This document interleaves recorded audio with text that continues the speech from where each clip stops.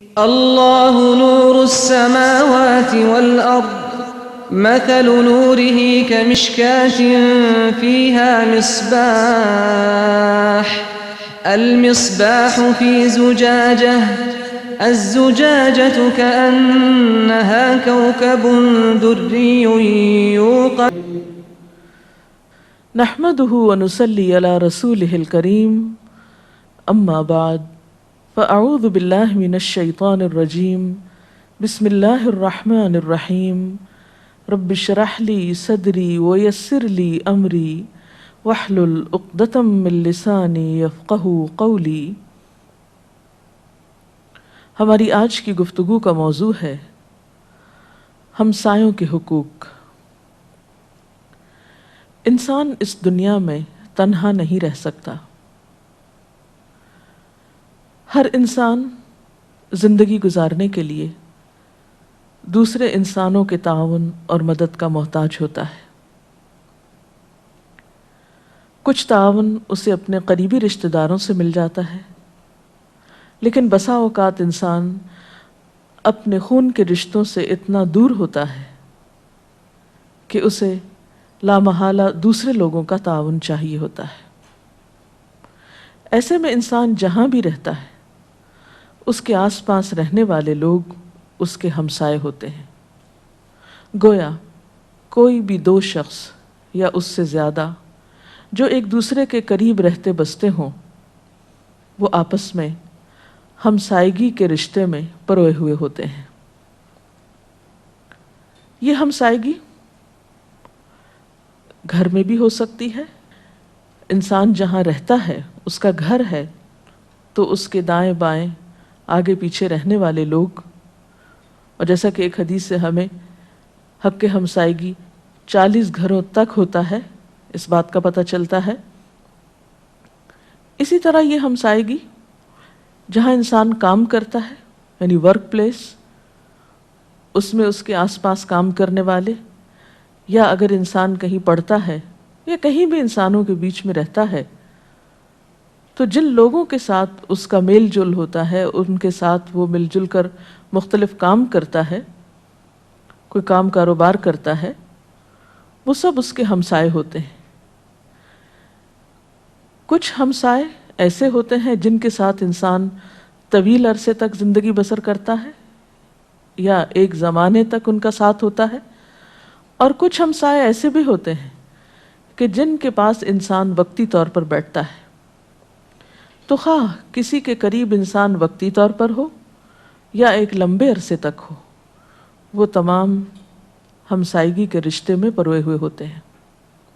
قرآن حکیم میں اللہ سبحانہ وتعالیٰ کا ارشاد ہے وَاعْبُدُوا اللَّهَ وَلَا تُشْرِكُوا بِهِ شَيْئًا وَبِالْوَالِدَيْنِ إِحْسَانًا وَبِذِي الْقُرْبَى وَالْيَتَامَى وَالْمَسَاكِينِ وَالْجَارِ ذِي الْقُرْبَى وَالْجَارِ الْجُنُبِ وَالصَّاحِبِ بِالْجَنبِ وَابْنِ السَّبِيلِ، اور اللہ کی عبادت کرو اور اس کے ساتھ کسی چیز کو شریک نہ ٹھہراؤ، والدین کے ساتھ احسان کرو، رشتہ داروں، یتیموں اور مسکینوں کے ساتھ احسان کرو، رشتہ دار پڑوسی کے ساتھ، اجنبی ہمسائے کے ساتھ، پہلو کے ساتھی یعنی اپنے رفقا کولیگز کے ساتھ احسان کا برتاؤ کرو، اور مسافروں کے ساتھ، وما ملکت ایمانکم، اور اپنے غلاموں کے ساتھ۔ اس آیت سے ہمیں یہ پتہ چلتا ہے کہ 3 طرح کے ہمسائے ہوتے ہیں، ایک رشتہ دار ہمسائے، دوسرے اجنبی ہمسائے، اور تیسرے وقتی ہمسائے جن کے ساتھ انسان تھوڑی دیر کے لیے بیٹھتا ہے یا کچھ دیر کے لیے کام کرتا ہے اور پھر ان سے الگ ہو جاتا ہے۔ بہرحال ہمسایہ کوئی بھی ہو، ہر صاحب ایمان کے لیے ضروری ہے کہ وہ ہمسائے کو ایذا رسانی سے یعنی تکلیف دینے سے بچے۔ رسول اللہ صلی اللہ علیہ وسلم نے فرمایا من کان یؤمن باللہ والیوم الآخر فلا یؤذی جارہ، جو شخص اللہ اور یوم آخرت پر ایمان رکھتا ہے اسے چاہیے کہ وہ اپنے ہمسائے کو دکھ نہ دے، تکلیف نہ دے، اذیت نہ دے۔ اس لیے کہ اگر انسان اپنے قریبی لوگوں کو تکلیف پہنچائے گا تو پھر یہ نہیں ہو سکتا کہ ان کی طرف سے کسی قسم کا سکون یا سکھ پائے.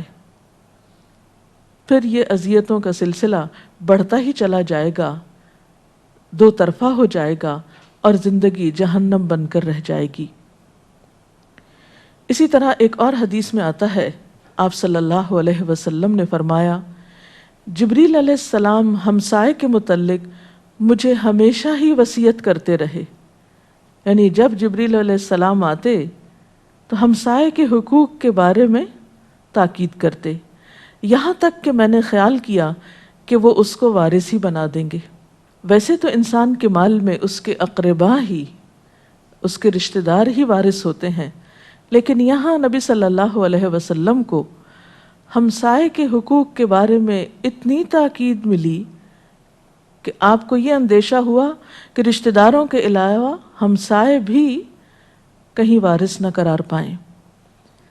اسی طرح آپ صلی اللہ علیہ وسلم نے متعدد احادیث میں اس بات کی تاکید فرمائی ہے کہ ہمسائے کے ساتھ اچھا سلوک کیا جائے. آپ نے اس شخص کو مومن ہی نہیں قرار دیا جو ہمسائے کو تکلیف دینے سے باز نہ آئے.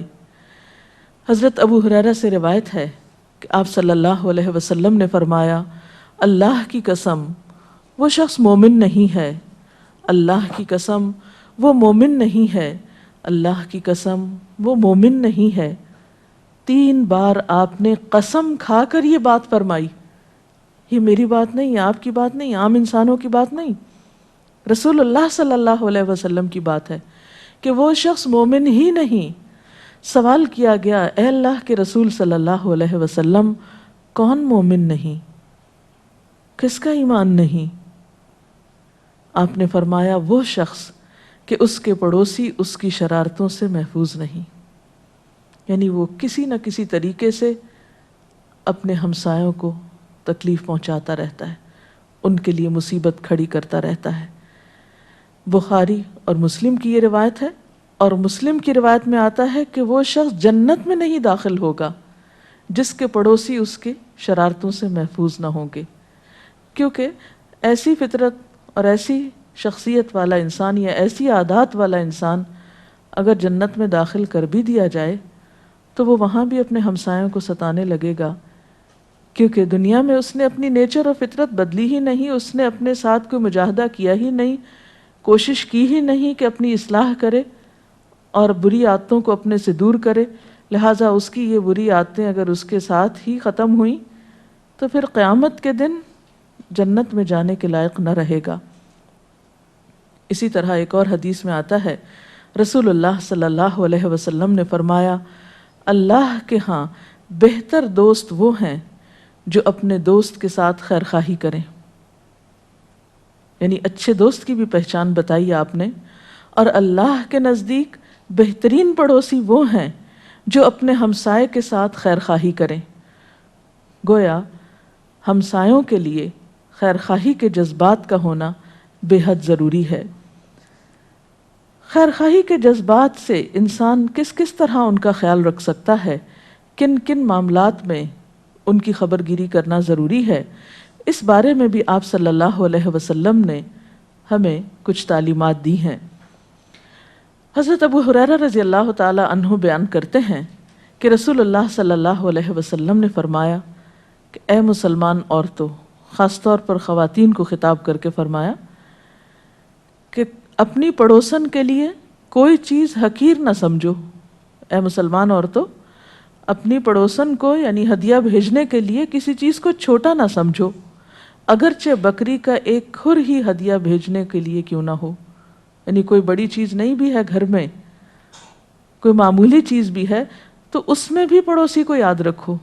گویا پڑوسی کے ساتھ نعمتوں کو شیئر کرو، اپنی نعمتوں میں ان کو بھی شریک کرو، زیادہ ہوں یا کم، بہت ہوں یا تھوڑی ہوں.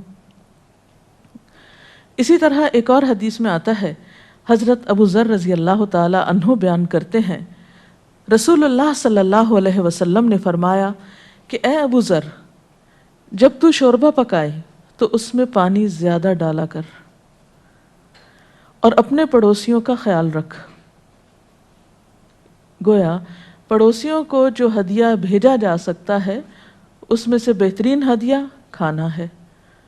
عام طور پر ہم سمجھتے ہیں کہ ہمارا کھانا شاید ہمارے اپنے لیے کافی نہ ہو، تو فرمایا کہ اس کھانے کی مقدار بڑھا لو پانی ڈال کر، لیکن پڑوسی کا خیال رکھو، کیونکہ وہ شخص مومن نہیں جو خود تو پیٹ بھر کے کھانا کھا لے اور اس کے پڑوسی بھوکے رہ جائیں۔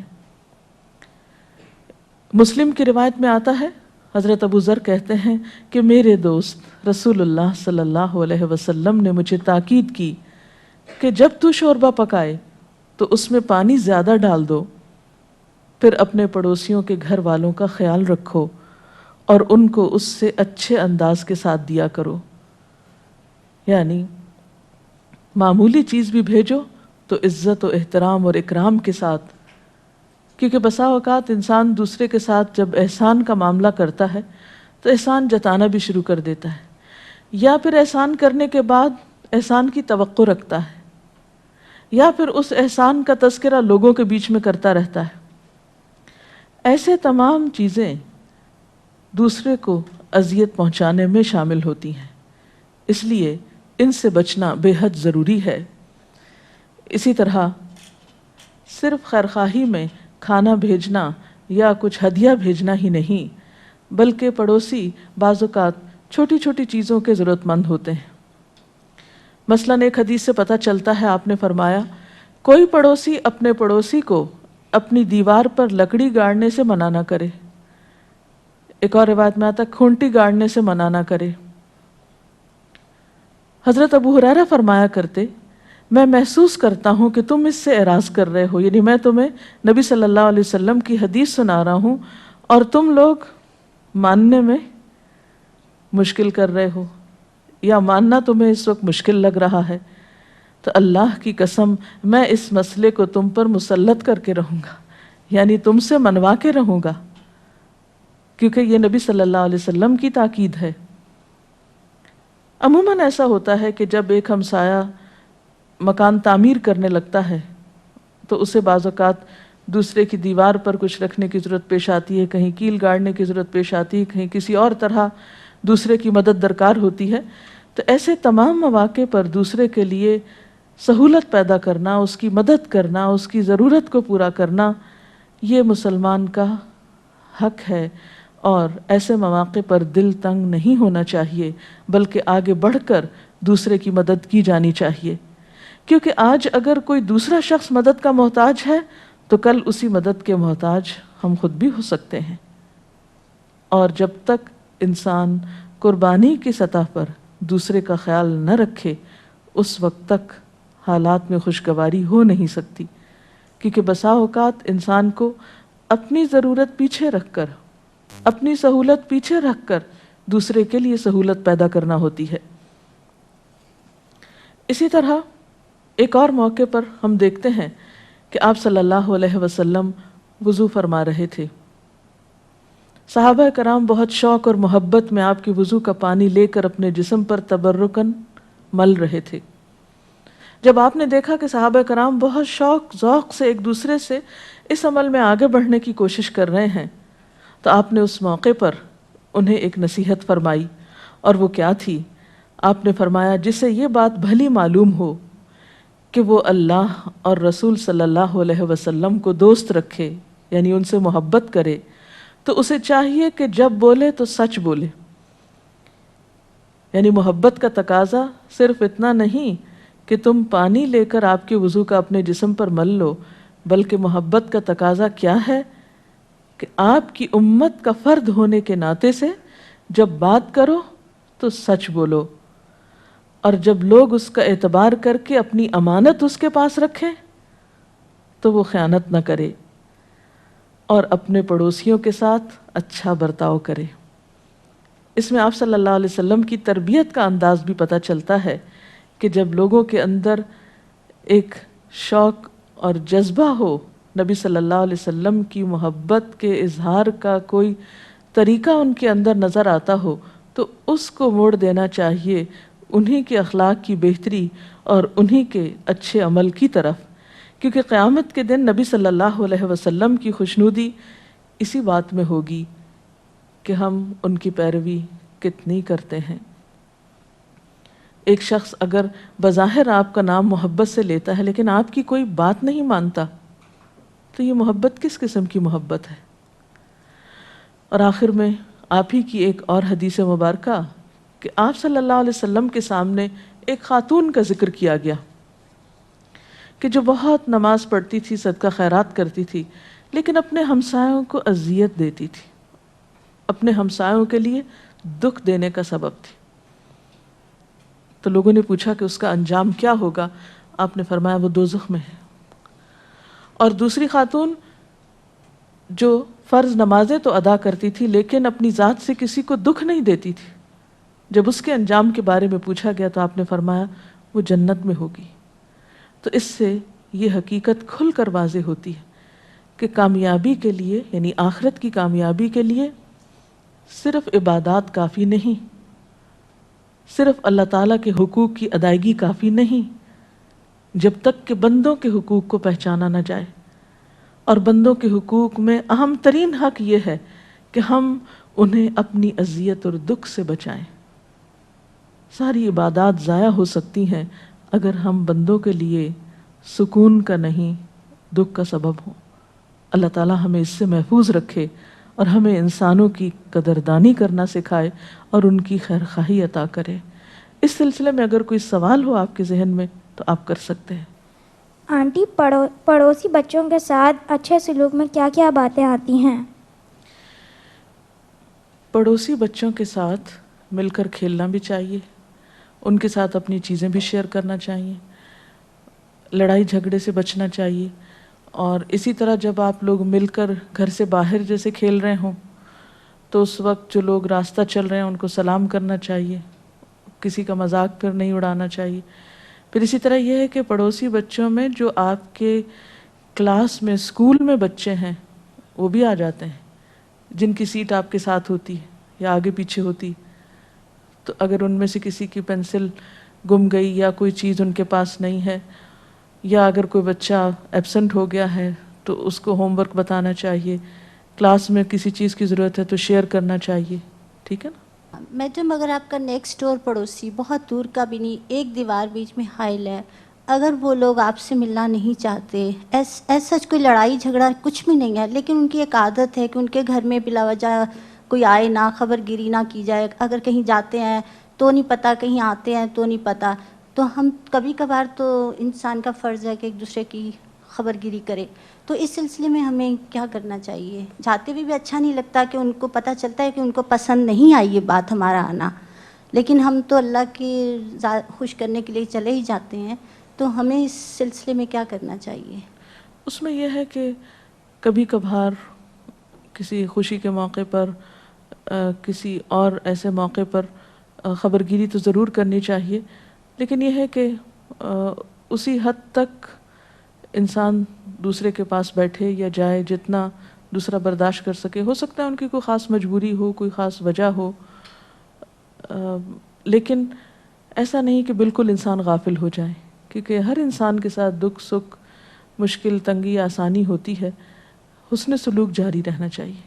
میڈم، اگر رشتہ دار پڑوسی کسی بھی وجہ سے آپ کو اذیت دیں تو آپ کا کیا ری ایکشن ہونا چاہیے؟ ان سے اعراض برتیں، اور اگر یہ بھی مشکل ہو تو کیا جواب دیں؟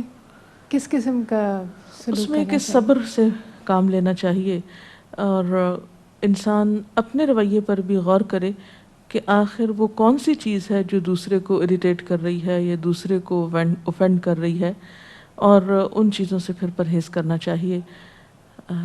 بعض اوقات انسان کے لیے صبر واقعی بہت مشکل ہوتا ہے، لیکن صبر کا اجر بے پناہ ہے۔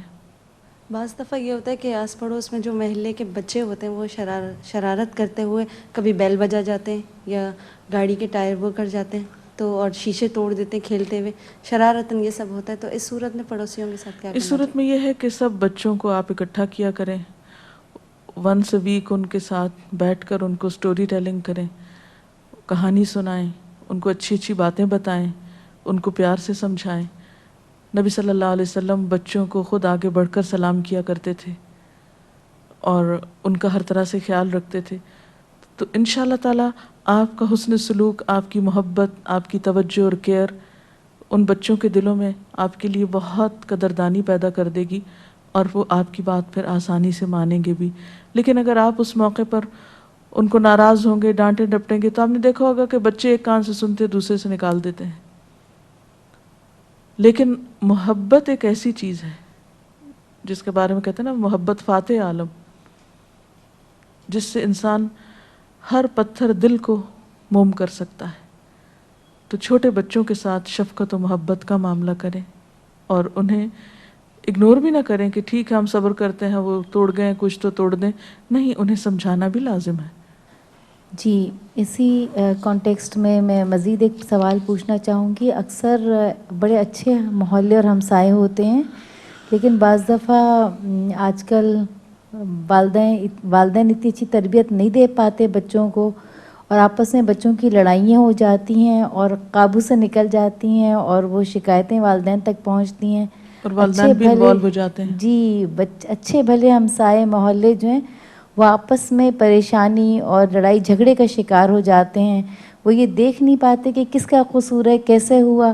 بس ان میں اختلافات، ہمسایوں میں اختلافات اور پرابلمز کریٹ ہو جاتی ہیں جنہیں کبھی کبھی برج اپ کرنا بڑا مشکل لگتا ہے. اس کے بارے میں آپ کیا کہیں گی؟ جی، اس کے بارے میں پھر میں یہی کہوں گی کہ کبھی کبھار، اور اگر ہو سکے تو ہفتے میں ایک بار ہمسایوں کے ساتھ مل بیٹھیں. اگر یہ ممکن نہ ہو تو کم از کم ان کے بچوں کو لے بیٹھیں اور ان کے ساتھ بات چیت کریں. جو مسائل آپ سمجھتے ہیں کہ ان بچوں کے اندر ہیں ان کی اصلاح کی فکر کریں، کیونکہ ہر مسلمان پر یہ ذمہ داری ہے کہ وہ نیکی کو عام کرے اور برائی سے روکے. اگر دوسروں کے اندر یہ احساس نہیں تو آپ کے اندر اگر خیرخواہی کے جذبات ہیں تو آپ اس چیز کا آغاز کیجئے، تو انشاءاللہ آپ دیکھیں گے کہ بہت جلد بچوں میں چینج آئے گا. آخر میں ایک حدیث سنانا چاہوں گی. حضرت عبداللہ بن مسعود بیان کرتے ہیں کہ ایک شخص نے آپ صلی اللہ علیہ وسلم کی خدمت میں عرض کیا، یا رسول اللہ صلی اللہ علیہ وسلم، مجھے اپنے برے عمل کا علم کیسے ہو سکتا ہے؟ آپ نے فرمایا کہ جب تو اپنے ہمسایوں کو کہتا ہوا سنے کہ تو نے اچھائی کی تو جان لے کہ تو اچھا ہے، اور جب تو انہیں کہتا ہوا سنے کہ تو نے برا کام کیا تو جان لے کہ بے شک تو نے برا کام کیا. یعنی تمہاری پہچان تمہارے ہمسایوں سے ہوگی کہ تم کس قسم کے انسان ہو.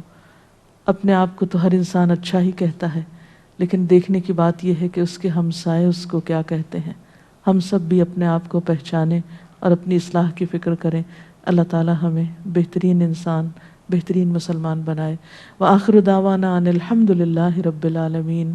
سبحانک اللہم وبحمدک، نشہد ان لا الہ الا انت، نستغفرک ونتوب الیک. اللہ اکبر، اللہ اکبر، لا الہ الا اللہ، واللہ اکبر، اللہ اکبر وللہ الحمد.